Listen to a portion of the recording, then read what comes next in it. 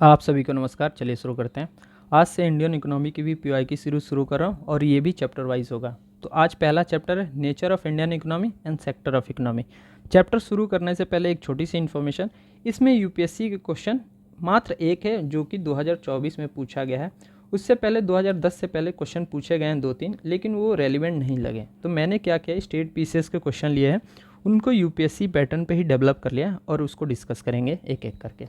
ठीक है, चलते हैं। ये काफ़ी बेसिक क्वेश्चन है, बस अंडरस्टैंडिंग के लिए कि कैपिटलिस्ट इकोनॉमी, सोशलिस्ट इकोनॉमी और मिक्स इकोनॉमी होता क्या है। ठीक है, शुरू करते हैं। Which of the following are main characteristic of Indian economy, capitalist, socialist, mix. तो हमारा आंसर है मिक्स्ड।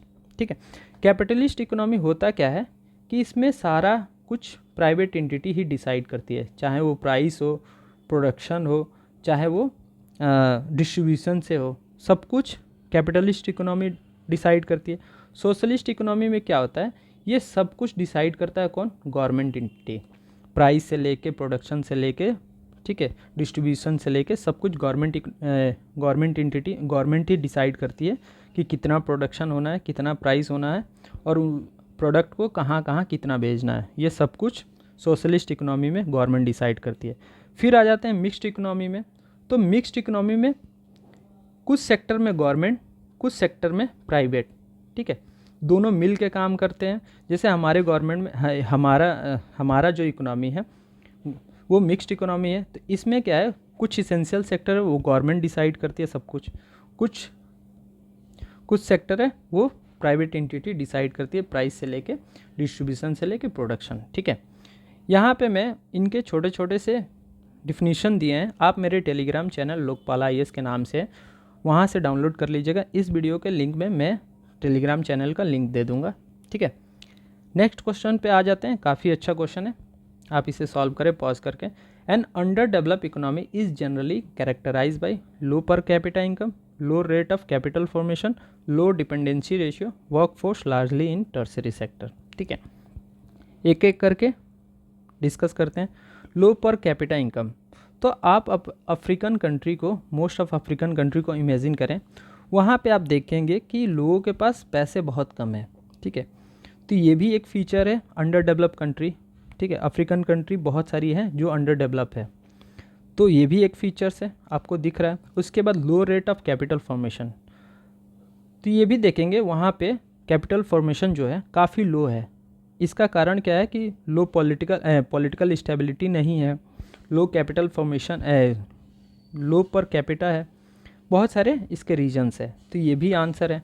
उसके बाद आ जाते हैं लो डिपेंडेंसी रेशियो, तो ये जो है ना, आप देखेंगे कि अंडर डेवलप कंट्री में हाई होती है, ना कि लो होता है। जैसे जापान में देखेंगे तो ये लो है। ठीक है, लो डिपेंडेंसी रेशियो होता क्या है कि जैसे कोई एक एम्प्लॉय आदमी है फैमिली में, ठीक है,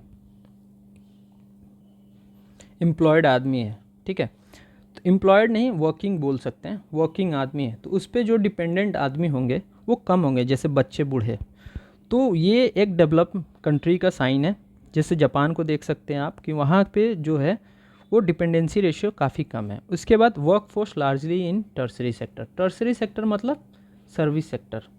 तो सर्विस सेक्टर में आप देखेंगे मेनली ये डेवलप कंट्री में आपको दिखेगी, काफ़ी डेवलप। ठीक है, वहाँ के work force mainly service sector में ही काम करती है। जैसे आप देखेंगे यूरोपियन कंट्री या US हो गया, ठीक है, USA हो गया, UK हो गया, जर्मनी हो गया, इवन जापान भी देखेंगे, तो यहाँ पे आप देखेंगे टर्सरी सेक्टर काफ़ी डेवलप है, वहाँ पे maximum work force tertiary sector में काम करती है। तो ये दो हमारा एलिमिनेट हो गया। ठीक है, तो हमारा आंसर आया A। ठीक है, कुछ डिस्कस कर लेते हैं। यहाँ पे डिस्कस कर लेते हैं अंडर डेवलप इकोनॉमी का क्या क्या फीचर्स होता है। पहला, heavy reliance on traditional agriculture यानी प्राइमरी सेक्टर। ठीक है, प्राइमरी सेक्टर आप डोमिनेट करती है कहाँ पे, अंडर डेवलप कंट्री में। ठीक है, उसके बाद high level of poverty and unemployment, ये भी है। उसके बाद limited access of health care and education, वहाँ पे देखेंगे हेल्थ केयर सर्विस अच्छी नहीं होती है, एजुकेशन लेवल अच्छा नहीं होता है। ठीक है, अनएडुकेटेड इंफ्रास्ट्रक्चर, ये भी एक फीचर्स है।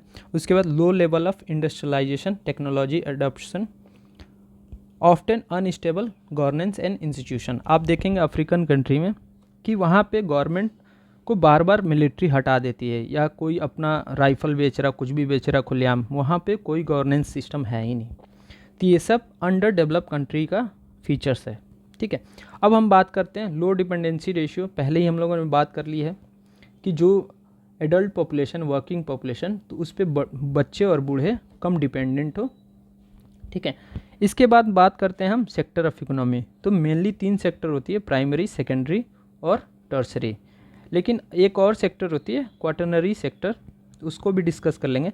तो प्राइमरी सेक्टर वो होती है जो डायरेक्टली नेचुरल रिसोर्सेज पे डिपेंडेंट है, ठीक है। नेचुरल रिसोर्स से एक्सट्रैक्ट हो गए मिले, जैसे कि एग्रीकल्चर हो गया, फॉरेस्ट्री हो गया, फिशिंग हो गया, माइनिंग हो गया, एक्सट्रैक्शन ऑफ रॉ मटेरियल हो गया। तो ये प्राइमरी सेक्टर के कुछ कुछ एग्जांपल्स हैं। फिर सेकेंडरी सेक्टर की बात करें तो सेकेंडरी सेक्टर वो होती है कि जो प्राइमरी सेक्टर का प्रोडक्ट लेके उसको मैन्युफैक्चरिंग और प्रोसेसिंग करके कुछ अलग प्रोडक्ट बनाए, इसको सेकेंडरी सेक्टर में रखते हैं। जैसे कि आप देखेंगे दूध लेके चीज़ बनाया, तो ये सेकेंडरी सेक्टर का हो गया, उसको प्रोसेसिंग करके। फिर जैसे कि कपड़े बनाया, क्लोथ बना रहे हैं, तो ये सेकेंडरी सेक्टर में आ जाएगी, ठीक है।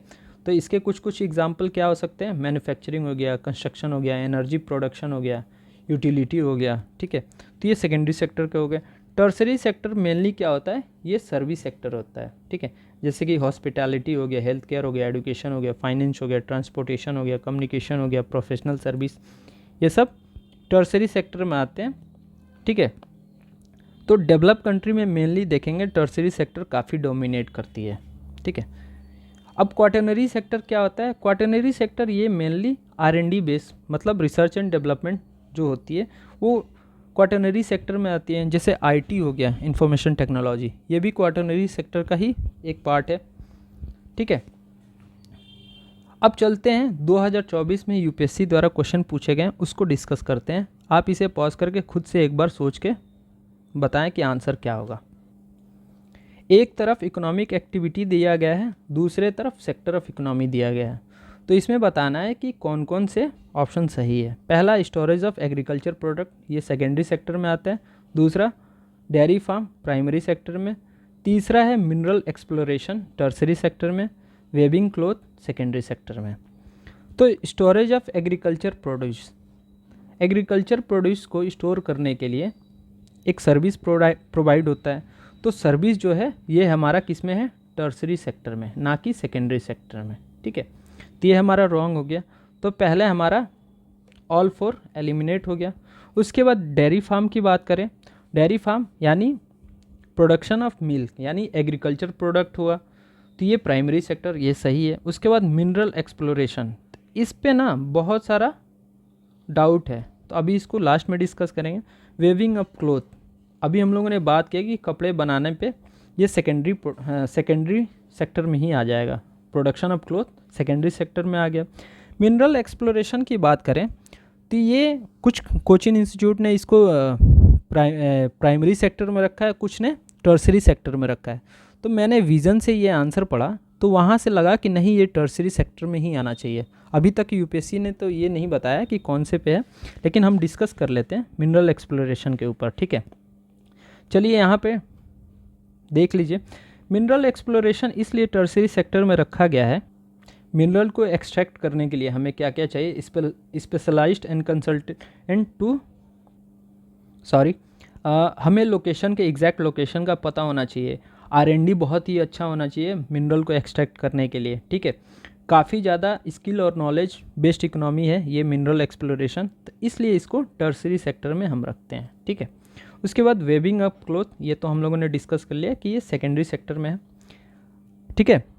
अब नेक्स्ट क्वेश्चन पे आ जाते हैं। Which of the following features indicate that Indian economy is in developing category, ठीक है। आप इसे खुद से सॉल्व करें। अभी हम लोगों ने कुछ देर पहले ही अंडर डेवलप इकोनॉमी पे बात की है और ये डेवलप इकोनॉमी पे है, ठीक है। Occupation mainly in agriculture, discuss unemployment, poor quality of human capital, high per capita intake of protein. पहला ऑक्यूपेशन मेनली इन एग्रीकल्चर, तो आप इंडिया में देखेंगे नियरली 43% के आसपास पॉपुलेशन जो है एग्रीकल्चर में है, ठीक है। तो ये है पहला ऑप्शन। तो हमारा पहला कहाँ है, एलिमिनेट करते हैं, इसमें नहीं है, तो इसको एलिमिनेट कर लेते हैं। उसके बाद आप फोर्थ देखिए, high per capita intake of protein. तो प्रोटीन कोई इकोनॉमी का पैरामीटर नहीं है, तो इसको पहले ही एलिमिनेट कर लीजिए, तो हमारा ऑप्शन बी भी एलिमिनेट हो गया। उसके बाद डिस्कस अनएम्प्लॉयमेंट। तो आप इंडिया में देखेंगे नियरली 90% पॉपुलेशन जो है अनऑर्गेनाइज सेक्टर में काम करती है, ठीक है। तो डिस्कस अनएम्प्लॉयमेंट भी है, तो ऑप्शन 2 भी है। तो यहाँ देखेंगे ऑप्शन 2 भी है, यहाँ भी देखेंगे ऑप्शन 3 एक बार डिस्कस कर लेते हैं। Poor quality of human capital. तो ह्यूमन कैपिटल का मतलब क्या होता है? एडुकेशन हो गया, ठीक है, उसके बाद स्किल हो गया, ट्रेनिंग हो गया, ये सब ह्यूमन कैपिटल है।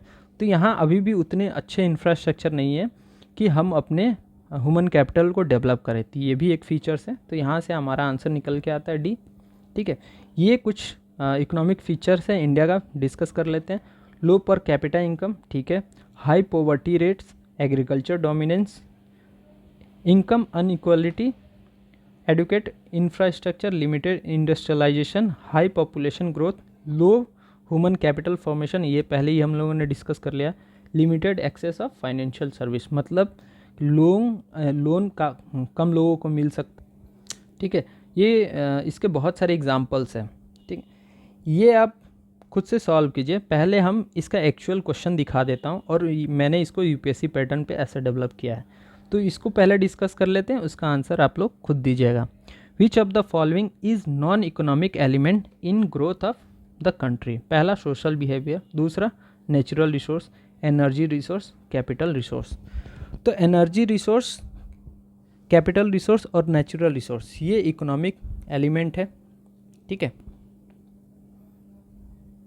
तो यहाँ सोशल बिहेवियर आप देखेंगे, ये नॉन इकोनॉमिक एलिमेंट है जो कंट्री को ग्रोथ में काफ़ी हेल्प करता है। कैसे करता है? जैसे कि मान लीजिए आप कहीं पे टूर पे जा रहे हैं, तो वहाँ के लोगों को काफ़ी बिहेवियर आपको पसंद आता है, वहाँ के कैसे ट्रीट कर रहे हैं आपको, तो आप आके अपने कलीग से, बहुत सारे दोस्तों से शेयर करेंगे कि ऐसा ऐसा था, ठीक है।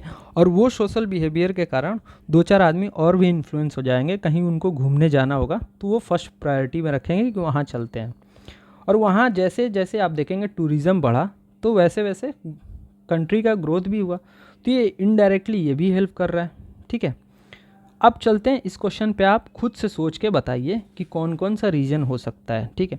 तो पहला हम लोगों ने डिस्कस कर लिया है सोशल बिहेवियर, ये तो है।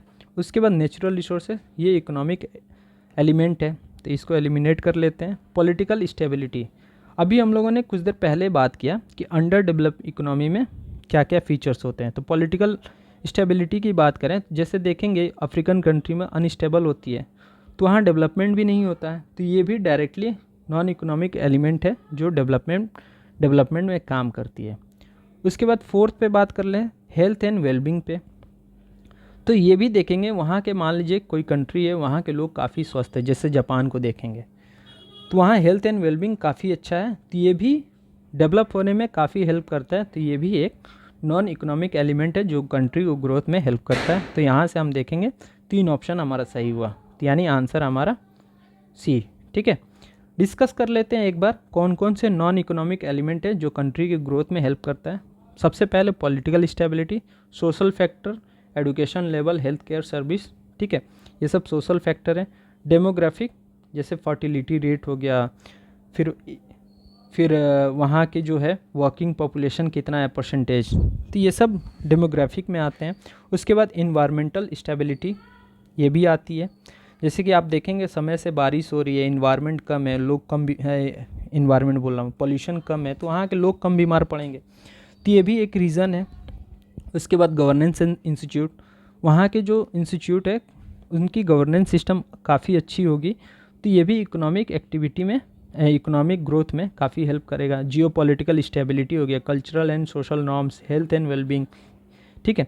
कुछ इकोनॉमिक एक्टिविटी डिस्कस कर लेते हैं कि क्या क्या होता है जो कंट्री की ग्रोथ में हेल्प करता है, जैसे इन्वेस्टमेंट हो गया, ह्यूमन कैपिटल हो गया, इंफ्रास्ट्रक्चर हो गया, टेक्नोलॉजी एंड इनोवेशन हो गया, माइक्रो इकोनॉमिक स्टेबिलिटी हो गया, trade and globalisation, financial system, ये सब इकोनॉमिक एक्टिविटी में आती हैं। Natural resource, governance system, market competition, ठीक है। तो ये मैं लोकपाल IAS पे दे दूंगा, आप PDF वहाँ से डाउनलोड करके पढ़ लीजिएगा, ठीक है। चलिए मिलते हैं नेक्स्ट वीडियो में। बाय बाय, धन्यवाद।